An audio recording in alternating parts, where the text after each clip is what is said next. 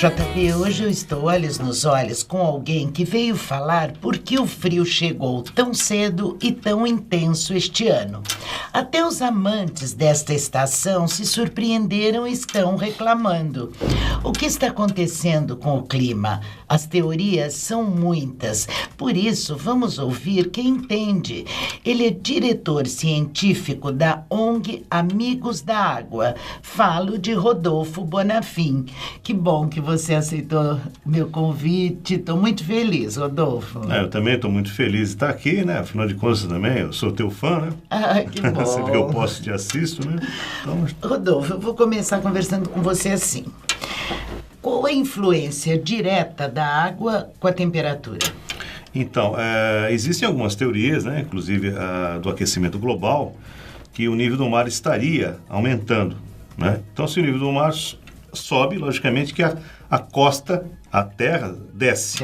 Obviamente, né? E também existem outros fatores, como o caso da ponta da praia, já há muitos anos que esse processo já vem vindo, né? Agora está um pouquinho mais intensificado, possivelmente por causa da dragagem do porto, ainda não é uma questão fechada, né? Existem divergências quanto a isso, mas a dragagem pode ser um fator que também pode estar influenciando, aumentar esse nível de erosão, o nível do mar mais alto também. Perfeitamente. Agora, eu lembro que em 1994, a temperatura aqui em Santos chegou a 5 graus, o que não é normal, né, para a nossa cidade. Nós estamos, assim, na iminência, será que nós vamos chegar a isso novamente, Rodolfo? Então, é bom até deixar claro, né, que esses 5 graus foram tomados na base aérea. E a base é num local descampado, um lugar de proteção ambiental, lá tem muito verde, então, logicamente, a temperatura desce mais do que aqui. Né? Por exemplo, nós temos uma estação meteorológica. É isso que eu ia falar. Como funciona de vocês? Vocês têm na ONG, né? Exato. No Amigos da Água. Embora a gente não seja, logicamente, uma estação oficial, porque não é do governo, né? A base aérea é governo, Ministério da Defesa, né? A gente tem, assim, uma preocupação muito grande, Clara, porque essa estação ela está muito bem instalada, está de acordo com os padrões da Organização Meteorológica Mundial, né? Então, assim, a gente tem uma precisão bem razoável, né? E justamente em julho de 1994, quando fez 5 graus na base, aqui em Santos, na área urbana, nós registramos 8,5. Sim, é frio, 8 graus frio, é bastante frio. Mas não é tão desolador, não é tão desolador assim. E foi justamente o que aconteceu agora, na semana passada. Nós tivemos 6 graus na base e aqui na área urbana nós medimos 10 graus.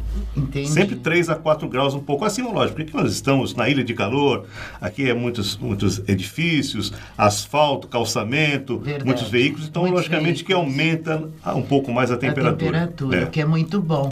Agora, o que eu observo também, Rodolfo, é assim, os meteorologistas, eu tenho percebido que a opinião deles, na TV, em todo lado, tem oscilado, tem muito. As pessoas, eles passam um panorama e não acontece nada daquilo. Será que a instabilidade é tanta que leva a isso? Olha, para você poder prever o tempo, existem milhares de dados que são computados, né, em supercomputadores. Computadores não são esses computadores de mesinha, não. Computadores gigantes, né? Sim. Então, ali é o seguinte, quanto mais dados você tiver, melhor vai ser a previsão, né? Agora, o que existe, assim, existem também as variáveis climáticas. Existem algumas variáveis que às vezes não são colocadas no computador. E, de repente, pode estar entrando aí essa variabilidade climática, essas mudanças climáticas que ainda não estão entrando no cômputo geral. Não sei se deu para entender. Deu perfeitamente. Tanto que, às vezes, uma emissora fala uma coisa e a outra diferente. Sim, naturalmente, estes dados a que você se refere. Você é uma pessoa inteligente, você está antenada e sabe exatamente o que está acontecendo. Realmente, você tem vários modelos de previsão do tempo. Por exemplo, emissora X usa o modelo de tal instituto. E outra. Depende do fornecedor, né? Exatamente. Das parcerias que são feitas, né? Agora, o que me chama muito a atenção é porque nos últimos 3, 4 anos nós praticamente não tivemos inverno. Eu não lembro de ter usado um mantô, um casaco pesado, sinceramente. Aí tivemos agora um calor abrasador. E vem este inverno também, que não é o normal aqui, porque começou em junho, agora nós já estamos em julho no inverno, mas isso começou antes do meado de junho. Eu digo para você, como é que se explica isso? 3, 4 anos sem inverno, um calor abrasador e agora esse frio intenso. Então, tudo está se culpando agora o El Niño, né? Foi o El Niño por causa do calor, da chuva e tudo mais. O El Niño, apesar de ser um fenômeno importante, nós tivemos aí um El Niño, que é o aquecimento anormal das águas do Pacífico, né? Sim. Um fenômeno climático, assim, cíclico, né? Apesar dele ser um fenômeno que já acontece já há muitos anos, já desde o século XIX ele é conhecido, mesmo assim, ele não explica tudo. É verdade. Por exemplo, 2014, nós tivemos um inverno ameno, como você está lembrado. 3, 4 anos. E não teve El Niño para explicar. Como pode, é verdade. Agora, esse ano passado, né, tivemos um inverno também fraco. Né? E aí a explicação foi o El Niño. Então, você tem sempre uma justificativa. Mas agora, por exemplo, o El Niño já está praticamente dissipado. Sim, sem dúvida. Mesmo assim, Clara, não justifica a gente ter tido a incursão de tantas massas polares em tão pouco tempo e com tamanha intensidade. Eu estou impressionado porque nós temos 22 anos de observação climática, né? Eu estou impressionado com a sequência, a quantidade de dias frios que está acontecendo desde o final de maio até agora. Verdade. Estamos já na segunda quinzena de junho, não tivemos um dia, porque a gente poderia dizer, hoje está um dia agradável. Julho, já estamos em julho. Não teve um dia de junho que poderia estar agradável. Não. Até o pessoal do Sul está estranhando. Nós temos contato com o pessoal que faz meteorologia lá no Rio Grande do Sul, em São Leopoldo, né? E mesmo lá, eles acostumados com o frio, eles estão assim de bobeira. Porque sempre, entre uma massa e outra, sempre tem um intervalinho e tal, mais agradável. Uma trégua, né? De frio. Exatamente, né? Agora, porque eu observei também que este ano chegou a fazer 2, 3 estações por dia. Você amanhecia, estava um sol bonito, calor, daqui a pouco fechava, chegava até a chover ou esfriar. Tudo é decorrente do que você está explicando, provavelmente, ou do que eles explicam com o El Niño, porque muita variante de temperatura num dia só.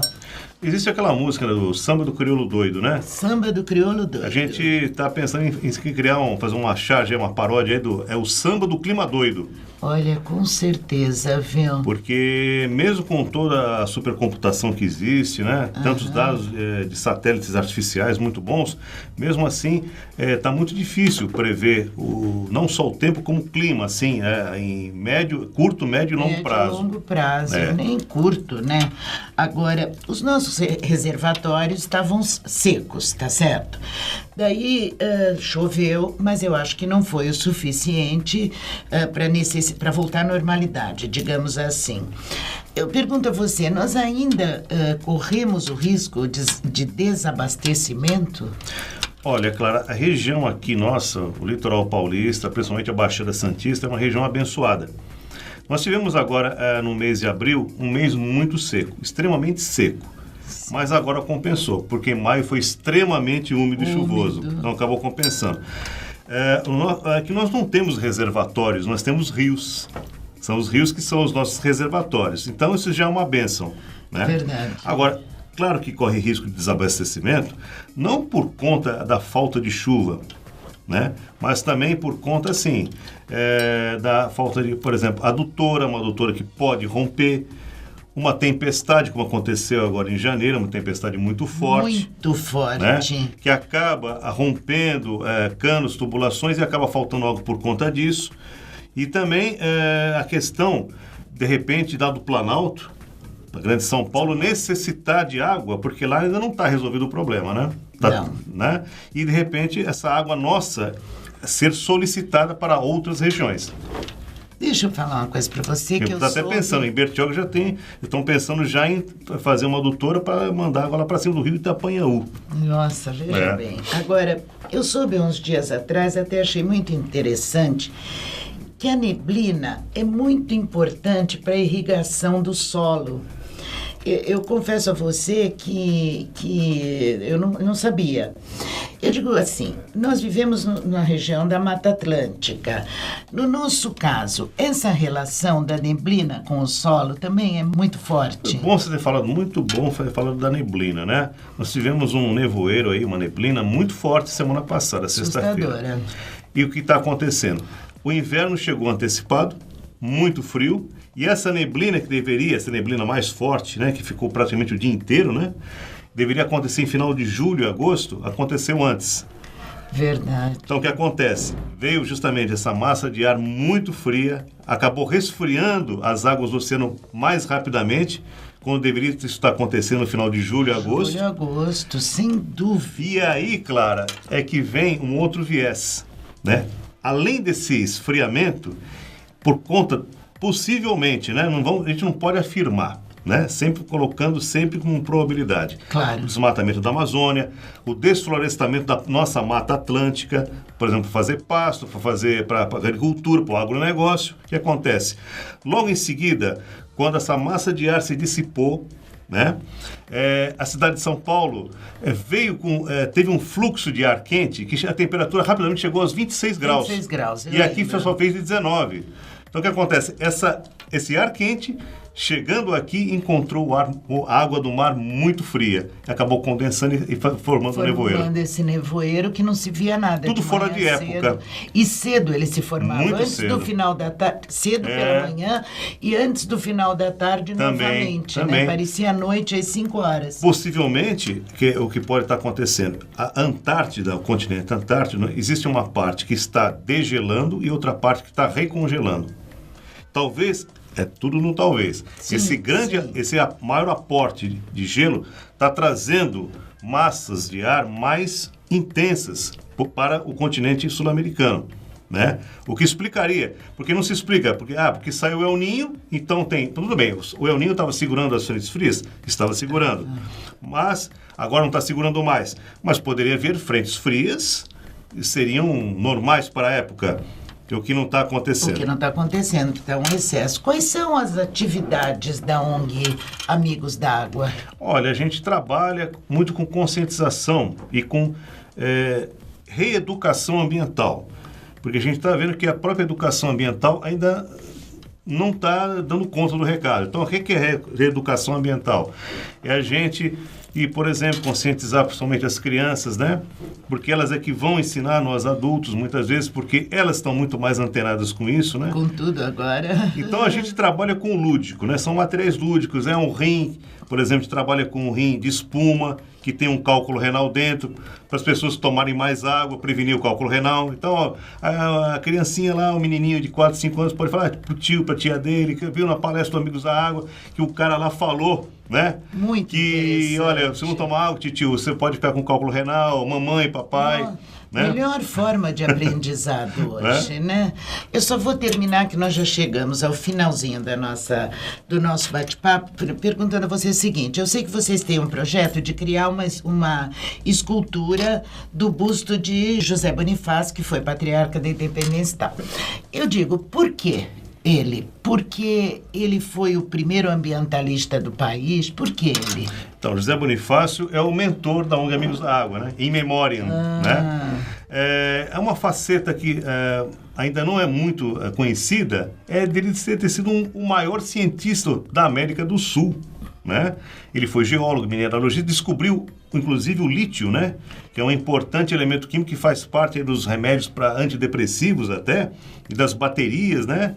Então, por conta disso, nós acreditamos que ele não é só uma expressão de Santos, não é só um santista ilustre, ele é um brasileiro ilustre. Ilustre, é então, verdade. gostaríamos de fazer a sua homenagem. Até gostaríamos que os possíveis parceiros que estejam nos assistindo, né, que nos apoiem nessa ideia aí. Sem dúvida, né? Pode pedir. É assim, nós nos baseamos na genialidade dele e também naqueles monumentos que tem lá nos Estados Unidos, dos presidentes. Então a gente gostaria de fazer isso, mas só que mais do que lá, assim, guardar as devidas proporções, que seria assim, como na Estátua da Liberdade, que a pessoa entra dentro. Então, no caso, as pessoas entrariam dentro da cabeça do José Bonifácio, olhando para o Planalto, ou seja, olhando para o Brasil. Olha, espetacular, viu, gente? Adorei a ideia. Vamos vender essa ideia aí pro pessoal ouvi-la com carinho. É o sonho da ONG Amigos da Água. Isso mesmo, será realizado. Uma palavra só. Qual é a que norteia a sua vida? Objetividade. Perfeito. Muito obrigada pela sua presença. Tudo de bom, tá, querido? Sucesso. JB, eu acabo de entrevistar Rodolfo Bonafim, nessa entrevista adorável que nos esclareceu uma série de coisas. Para você e para todos que ficaram conosco até agora, um beijo e até a próxima.